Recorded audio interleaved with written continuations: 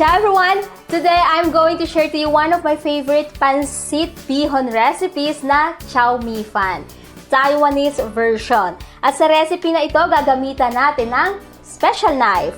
Naka-receive tayo ng gift from Powden Knife. So I'm so excited to give this knife my honest review. Look at the packaging, very elegant and minimalist. Ideal gift for your loved one and friends na mahilig magluto. So, bubuksan natin, hindi ko pa ito nagagamit. So, may warranty card, may foam, and tanan! Look at that! Very pleasing ang design niya. Japanese style. And I love the handle kasi very comfortable siyang hawakan. Hindi ganun kabigat, kaya hindi nakakapagod ipanghiwa. And look at the sharpness. Ang blade, napaka-sharp. And also, yung pattern on the blade, Damascus pattern, very sophisticated. So yan, excited na akong magluto using this special Powden knife. So let's get started.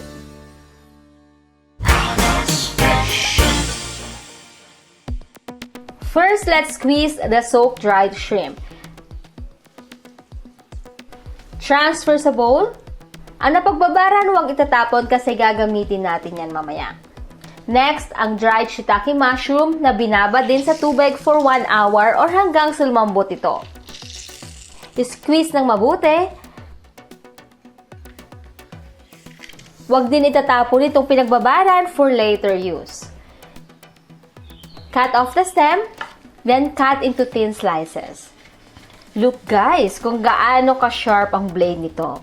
Clean cut and effortless cutting.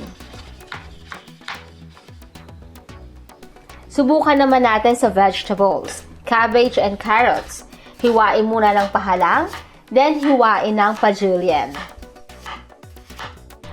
Pag ito ang gamit ninyo, ang lakas maka-professional chef, di ba? Ang tawag pala dito ay chef knife. And this is one of the versatile knives used in the kitchen.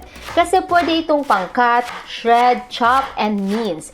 It can perform different types of cutting techniques.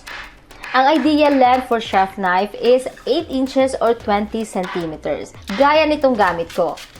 Isa sa mga nagustuhan ko sa Powden chef knife is yung weight nito. Hindi siya ganon kabigat kaya hindi nakakapagod ipanghiwa. Napaka-importante na sharp and good quality knife ang gamit sa kitchen, hindi lang para maganda ang hiwa, but also for your safety. Hiwain na ang shallot. If wala nito, pwedeng gumamit ng kahit anong klase ng onion. Subukan naman natin sa meat. I-trim ang fat or taba. Huwag muna itapon kasi later tatanggalan natin ng oil yan.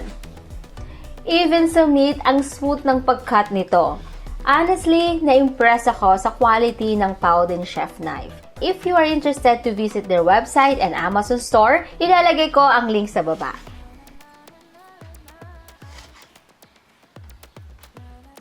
Then last, i-chop ang soaked dried shrimp. Kung walang mahanap na dried shrimp, pwedeng fresh.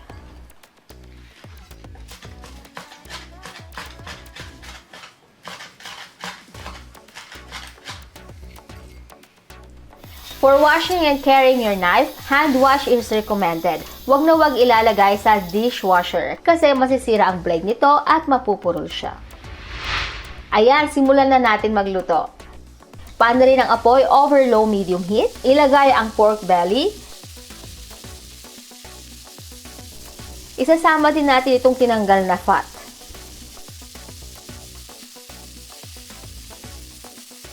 Pag slightly brown na, season with salt and pepper.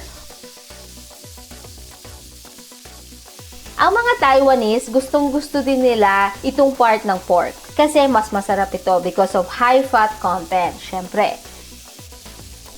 Hintayin nating ma-release ang fat from our pork belly. Once ready, i-transfer sa bowl.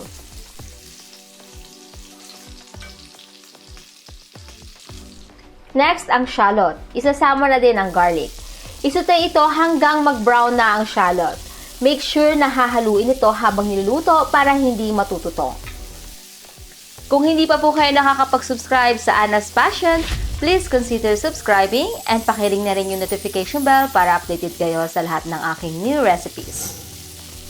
Let's put additional oil bago ilagay ang mushroom if medyo kulang ang oil.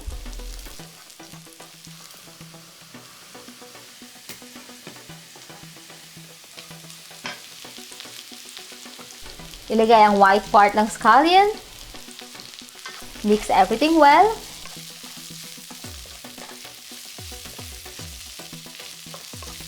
Then dried chopped shrimp.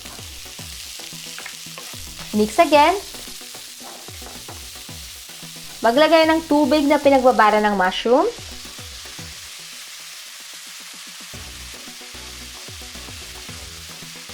Season with salt and pepper.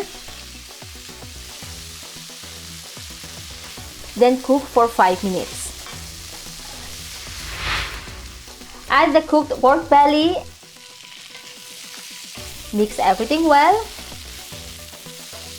And ilagay na ang pansit bihon na binabad ko sa tubig for 20 minutes para mas mabilis itong isaute.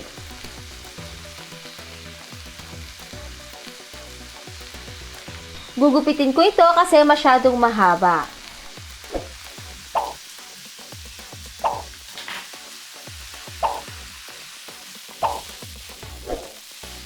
Ilalagay lahat ng pinagbabara ng shrimp and shiitake mushroom. Halu-haluin ito gamit ang 2 wooden spoon or long chopsticks.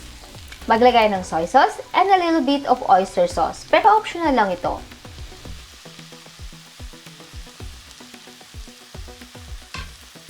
Mix again.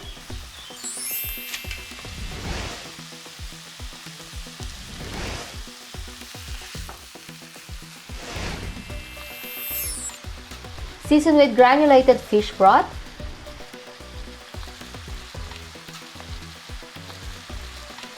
Mix well.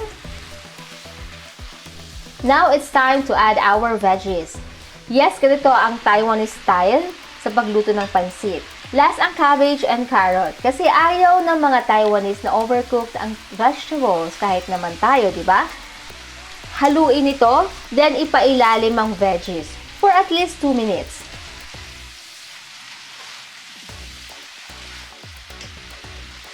Before mixing again, pour additional soy sauce or according to your taste.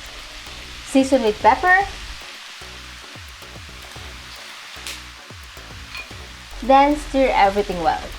Continue cooking hanggang lumambot na yung pansit for about 3 minutes. Kung masyadong dry, feel free to add a little bit of water. Pero yung Taiwanese pansit kasi, kailangan dry yung pagkaluto niya.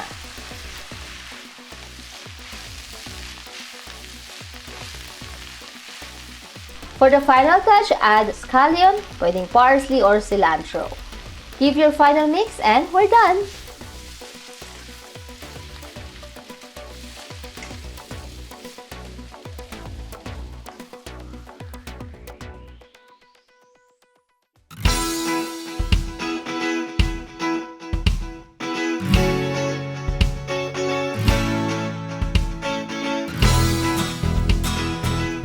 Tikman na natin.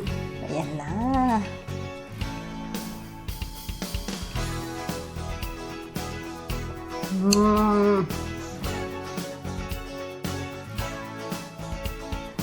Ang sarap-sarap niya. 很好吃.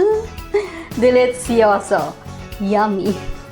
Sana masubukan niyo tong pansit bihon Taiwanese version or Cao Mi Fan. So, thanks a lot for watching. Sana nag-enjoy kayo sa ating recipe and kita-kits sa aking next video. So, for now, and thank you, Paul the Knife.